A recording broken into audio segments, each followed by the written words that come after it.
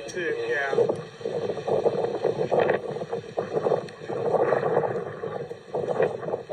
This thing's hauling that down.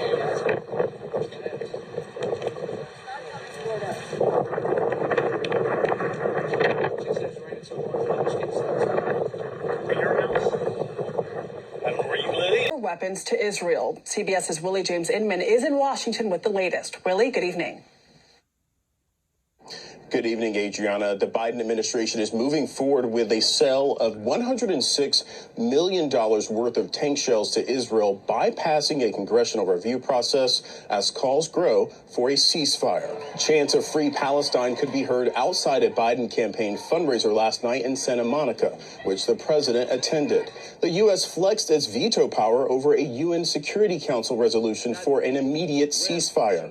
The U.S. delegation said the resolution was divorced from reality and noted its lack of condemnation against Hamas's October attack.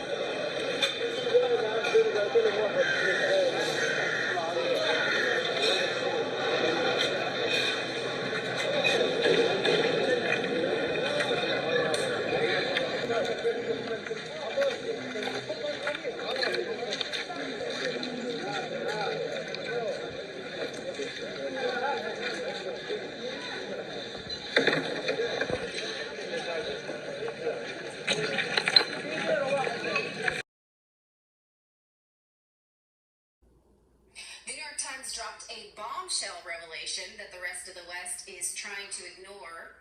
Israel has nuclear weapons. What? I know. I'm shocked to learn that gambling is going on in this establishment. As Phoebe says in Friends, that is brand new information, right? It's not, if you've been paying attention, but Washington politicians try so hard to have tunnel vision about this.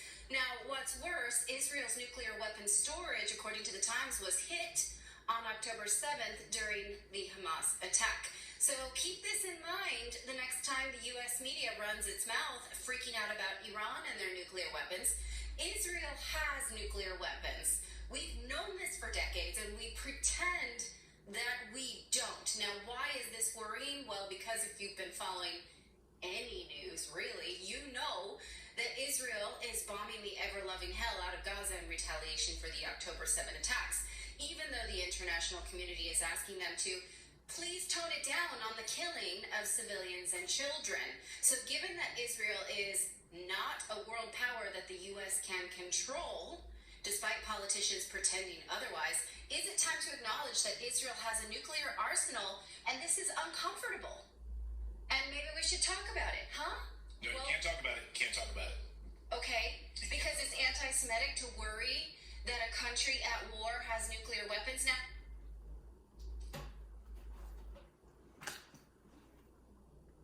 Reading out of John chapter 10 and verse 22, and it reads, "And it was at Jerusalem the feast of dedication, and it was winter. Call Allah Yahweh, Ba'ashem, Hamashiach, Yahweh Shai, Ruhawa Kakadash. Double honors to mighty men, the elders, and the apostles in the community, waking up the lost sheep, the house of Israel in these last days. Peace and blessings to everyone doing this truth and humbleness, sincerity. Again, I'm going to say Shalom. We're just going to get to the lesson. Happy Feast of Dedication. Okay. Happy Feast for all the Hebrew Israelites in the community. Keeping the high holy day. And I'll make it brief. Shout out to the House of David. I was at their feast opening, most recent. So shout out to the House of David. Shout out to all the Hebrew Israelites keeping the feast. It's going to the Maccabees. Let's get that real quick. I won't keep y'all too long.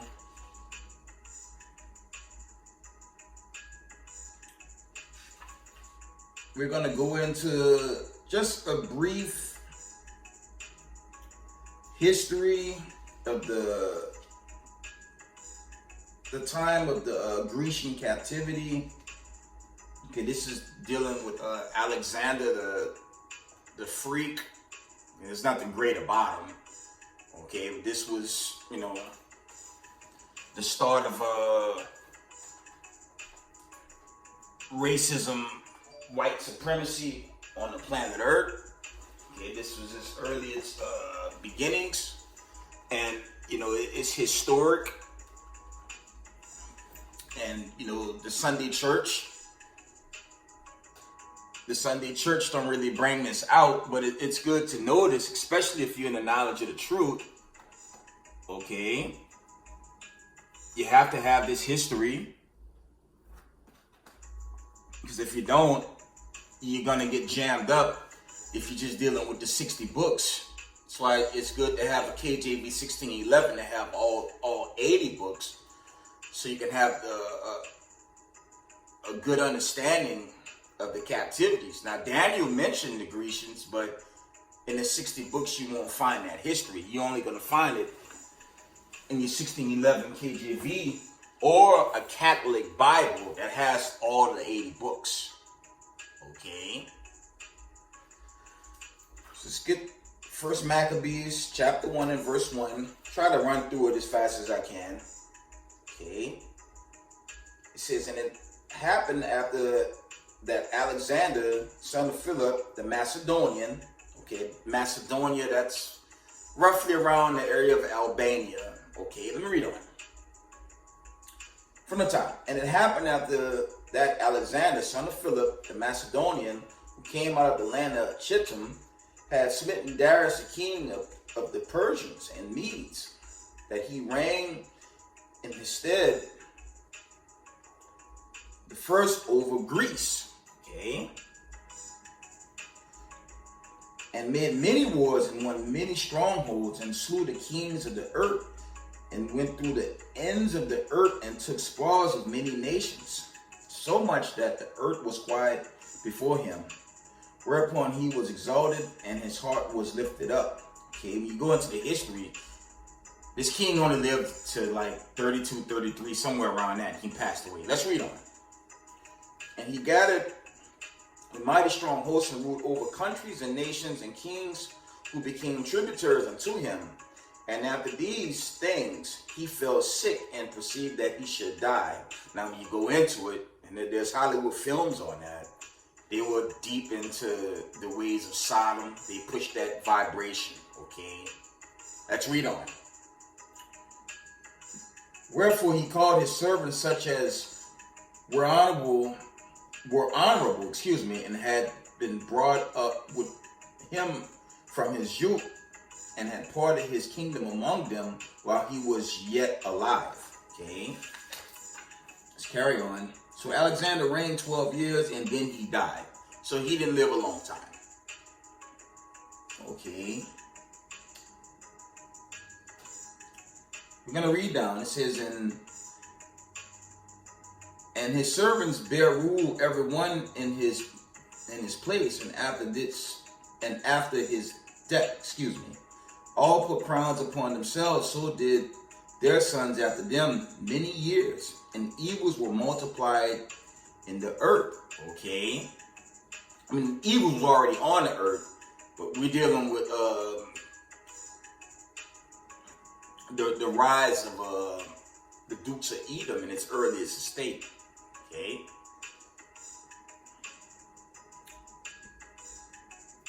Verse 10 is, and it reads, and there come out of them a wicked root, Antiochus, surnamed Epiphanes, I jacked that up, Antiochus, surnamed Epiphanes, son of Antiochus the king, who had been an hostage at Rome, and he reigned in 137 years of the kingdom of the Greeks. Okay, again, this is dealing with the Grecian captivity. Okay,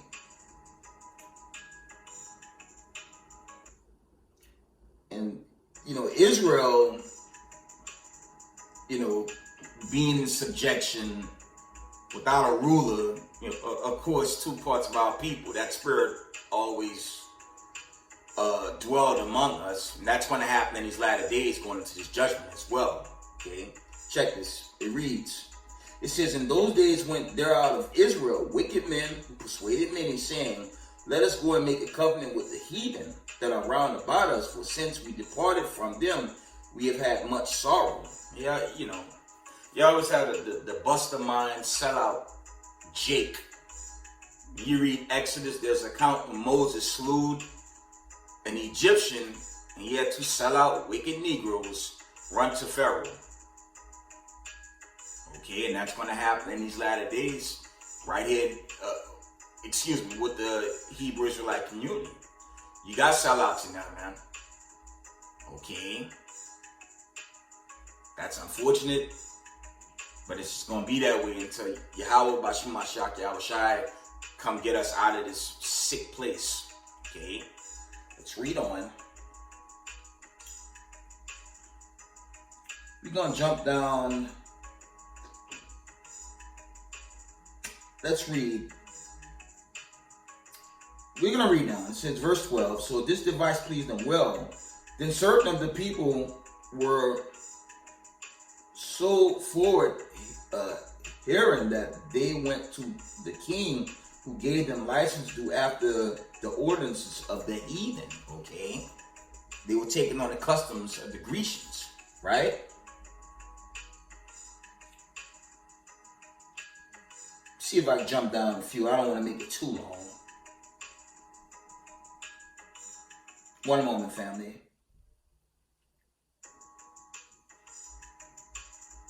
We're going to jump down to 19. I'm going to try to speed it up a bit. Excuse me. First Maccabees 1 and 19, and it reads, I'm going to start at 16. It says, now when the kingdom was established before Antiochus, he thought to reign over Egypt, that he might have the dominion over 2 realms. Okay? Wherefore he entered into Egypt with a great multitude, with chariots and elephants and horsemen, and a great navy, and made war with Ptolemy, king of Egypt. But Ptolemy was afraid of him and fled, and many were wounded to death. Okay? Says apparently the Grecians went to war with the Egyptians in this time, right? We're going to jump down to 24. I'm going to try to speed it up a bit. It says, and when he had taken all away, he went into his own land, having made great massacre and spoken very proudly. So these guys were about killing, okay? You read that in Genesis, I believe it's 27, man. They live by the sword, man. And you've seen that with this current conflict, okay? They live by the sword, okay? And they're ultimately going to be judged by their own sword, going into ICBM thermonuclear missiles. By their own weapons, the Most High going to confound them and have them destroy the very weapons they created. Okay? Let's go down. I'm trying to get the account with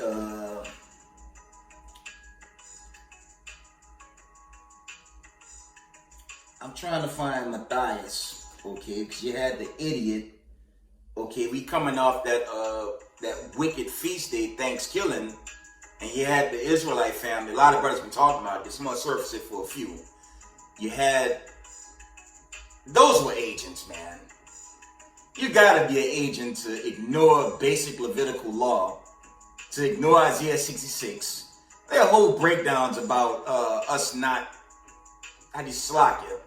we're not supposed to touch swine flesh. There's even accounts in the New Testament, so-called, where Christ ran herds of swine off a cliff. So how you gonna have an agent family?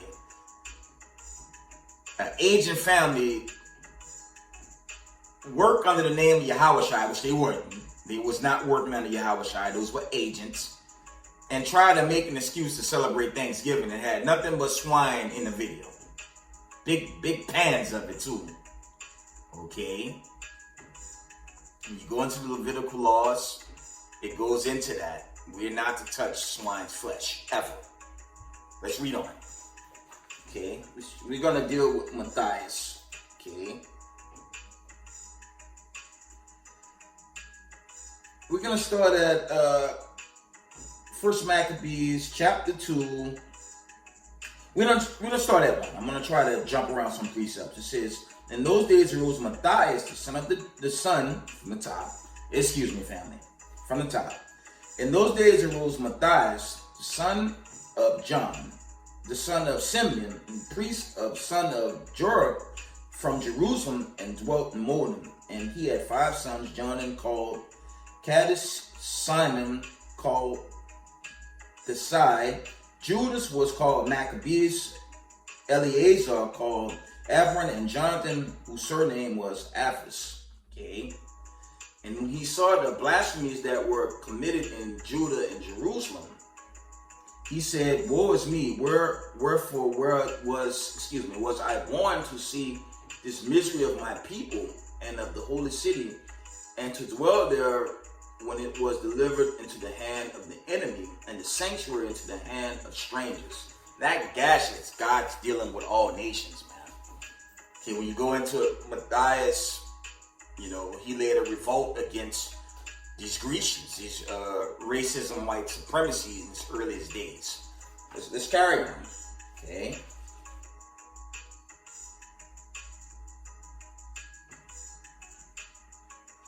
We're going to jump down to verse 12, and it reads, and behold, our sanctuary, even our beauty, and our glory is laid waste, and the Gentiles have profaned it. To what end, therefore, shall we live any longer? Then Matthias and his sons rent their clothes and put on sackcloth and mourn, very sore. Okay. I'm going to jump down. We're going to jump down to verse 19. First Maccabees chapter 2, verse 19, and it reads, then Matthias answered and spake with a loud voice, all the nations that are under the king's dominion obey him and fall away, every one from the religion of their fathers, dealing with the commandments, and give consent to his commandments. Okay. I'm going to read that again. Then Matthias answered and spake with a loud voice, all the nations that are under the king's dominions obey him and fall away, everyone from the religion of their fathers, and give consent to his commandments. Yet will I and my sons and my brethren walk in the covenant of our fathers. That's dealing with the commandments. Now, during your mandate, you had decrees come out, and you had an ignorant multitude run to Maxine and get jacked up to this very day. Y'all know my take on this, man. They could bring out a charagma. They could do whatever the hell they want at this point. The answer is no. Okay? And you see this war overseas and those nations setting up abroad right now. I mean, the answer is no. If they come with any weirdo decrees before Yahweh Shai and the angels crack the skies and send us onto Zion in this final exodus. That's pending. Because you can see it, and I don't know about you guys, it's an eerie calm out there. So something big is coming, man. It's a serious calm outside. You hear the saying, the calm before the storm. A storm is coming. And I'm praying that great judgment is coming with this storm. Because everything's exposed. The truth is out there. Okay? The true people of the Lord's been revealed. And the imposters, well, that speaks for itself now. So something is coming. Okay? Whether it be more judgments on the earth, I'm praying chiefly for the big one, but only the Father knows when the big one's going to happen. When the 7th trumpet go off. Let's read on.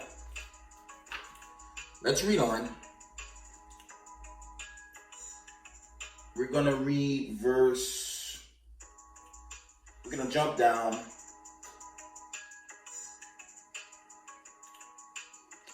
We're we're going to jump down to verse. I'm trying to get the count when this sellout put swine on the altar and Matthias put them away. Give me a minute. We're in 1 Maccabees chapter 2. Here he goes. I'm gonna wind it down. It's a short breakdown on the Maccabees and the dedication. Okay. 1 Maccabees chapter 2. We're gonna start at 19 and we're gonna end at 24. Then Matthias answered and spake with a loud voice, all the nations that are under the king's dominion obey him and fall away every one from the religion of their fathers, and give consent to his commandments. I read this, read again. Yet will I and my sons and my brethren walk in the covenant of our fathers. God forbid that we should forsake the law and the ordinances. Again, that's the commandments of the Most High of Abraham, Isaac, and Jacob. Okay? Now when they had left speaking these words, there came on the Jews in sight of all the sacrifice on the altar, which was more than according to the king's commandments. Which thing when Matthias saw, he was inflamed with zeal, and his range trembled, neither could he forbear to show his anger according to the judgment. Wherefore he ran and slew him upon the altar. And the king's commissioner, who compelled men to sacrifice, he killed at the time, and the altar and the altar he pulled down. Okay.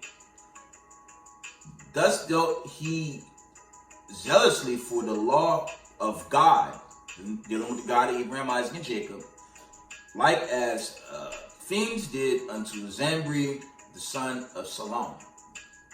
And Matthias cried throughout the city with a loud voice, saying, whosoever is zealous of the law and maintaineth the covenant, let him follow me.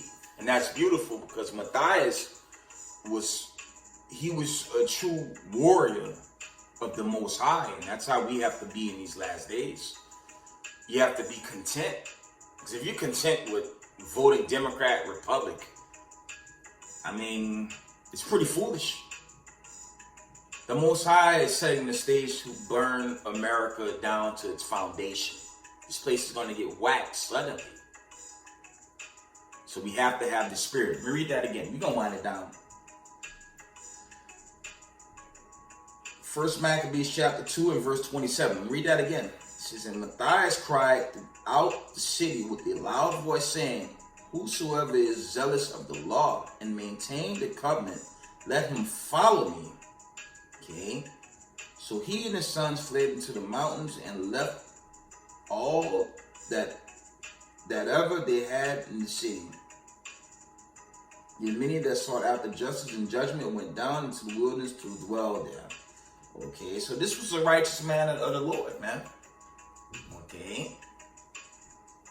And we have to be in that spirit in these last days. You know, Jacob's trouble reaching peak-like levels here in Babylon the Great. Okay. Many judgments are going to play out leading to that trumpet. Okay. When this trumpet sound off. Okay.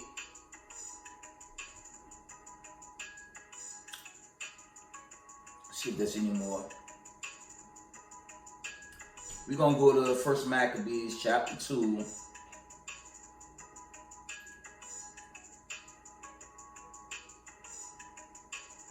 We're going to read 1 Maccabees chapter 2, verse 49 and 50. It reads, now when the time drew near that Matthias should die, he said unto his sons, now had pride and rebuke got strength in time of destruction and the wrath of indignation. Now therefore, my sons, be ye zealous for the law, and give your lives to the covenant of your fathers. And again, that's dealing with the power of Abraham, Isaac, and Jacob.